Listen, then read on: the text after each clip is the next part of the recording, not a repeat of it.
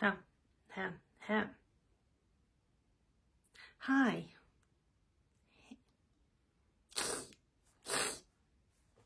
Sorry about that. Hi, I'm Ina, and I do art stuff and things, and sometimes I do stains, and by sometimes I mean on a daily basis, so you know, there's that. I should change, but also this video is taking far too long, so I'm not going to. I have spent the last 6 weeks or so doing a portrait painting tutorial, and I'll link it somewhere up here if you're interested. But also I am ready to do something very different, and that's what I'm going to do today. Today I am going to talk about salt. And if you've been in watercolor for longer than 5 minutes, you have heard of the salt technique. And I love using it. I love using it in my backgrounds, but it doesn't always work. And I want to know why. And sure, I could Google, but that's an easy way out. And also, where's the fun?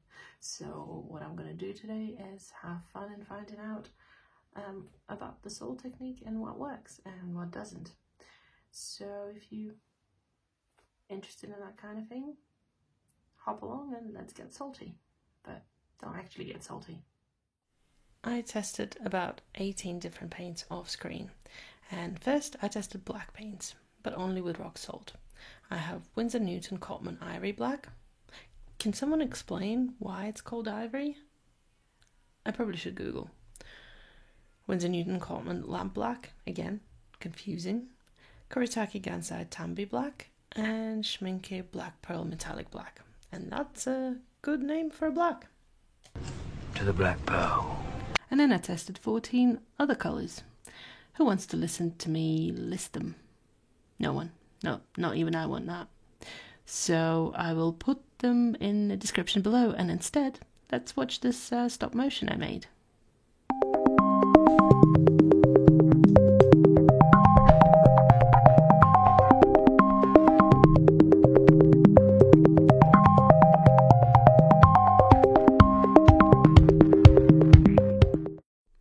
I won't lie, that was kind of fun. And if you go on my Instagram, you can find a version with the Benny Hill theme tune, which is just hilarious. So what I'm doing here is putting on some masking fluid and then deciding that that's just not going to work, and then going back on my word and showing you the type of salt I'm going to be using, because I realized that the type of salt didn't matter. What matters more is the amount of water and pigment, and that's what I'm going to test. I adjusted the color selection for this video, and again I'll put it in the description below, because we're still not interested in me listing types of colors, unless that is your special interest, and then I do apologize. Let me know and I'll do a whole video listing colors for you. Instead, let's watch another stop motion, because that's what I do now. Oh, look at the little guy. The little guy's lost.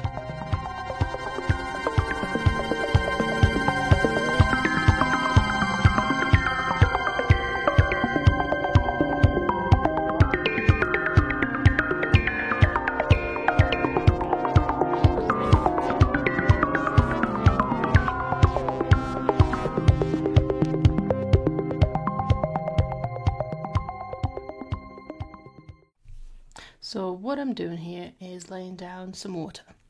I've decided I'm going to have 3 different amounts of water, and I'm going to pack in as much pigment into each as possible. And at this point I was not sure how I'm going to do this. I just went in, thought, okay, I'm going to have as much water as possible, to the point where you just can no longer see the texture of the page. It's just water. It's a puddle. And then I thought, I'm going to have a bit less. And then I realized, well, that was a stupid mistake to make, because one bled into the other. But I persevered and learned on my mistake. And also it created an interesting effect that we're going to have a look at later once it's all dries, and it took quite a long time to dry. So after that, I've decided I am going to just do one row at a time. So max amount of water, remember the puddle, and the salt.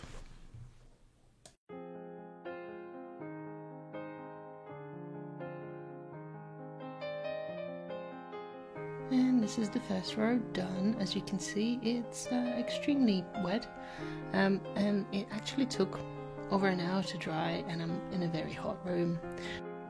For the second layer, I'm applying less water. It's still pretty wet, but you can see the texture of the paper, and that's my marker, should we say.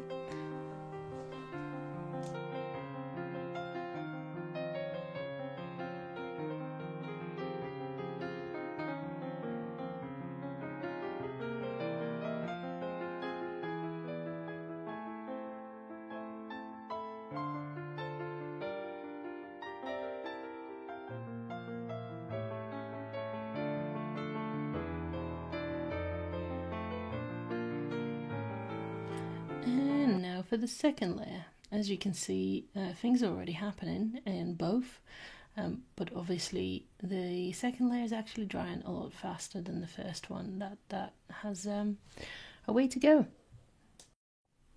And for this last third layer, I'm not actually laying down any water. I am mixing in enough water into the pigment to be able to spread it on the page, but beyond that, I'm keeping it fairly dry, and let's see what happens. I think you can pretty much guess what would happen, but in conclusion, I think it is, well, I don't think, I know now, it is definitely the amount of water and amount of pigment that matters when using the salt technique. It produces different results, but quite predictable ones once you start controlling your water and your pigment. As you can see, the wet but not too wet produced sort of the most stark results.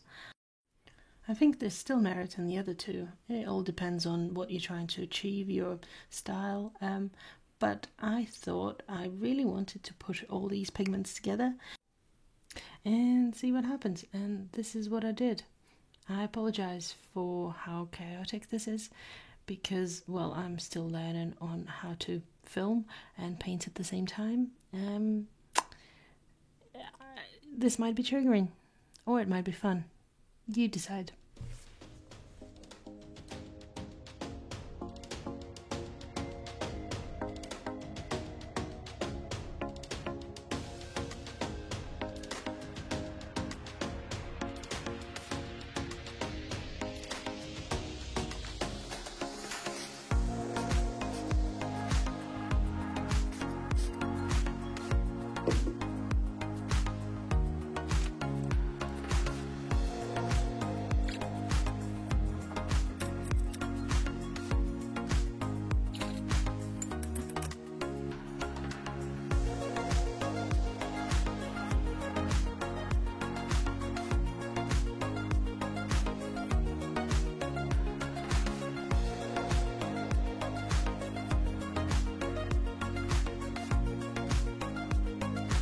If you're still here, I did not stage that actually happened.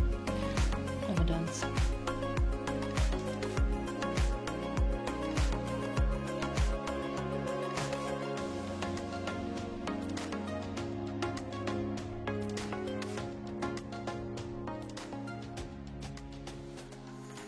And after a very satisfying peely peel, we are pretty much done. If you enjoyed any part of this video, please consider subscribing. That would be awesome. I hope to see you again here soon. Bye.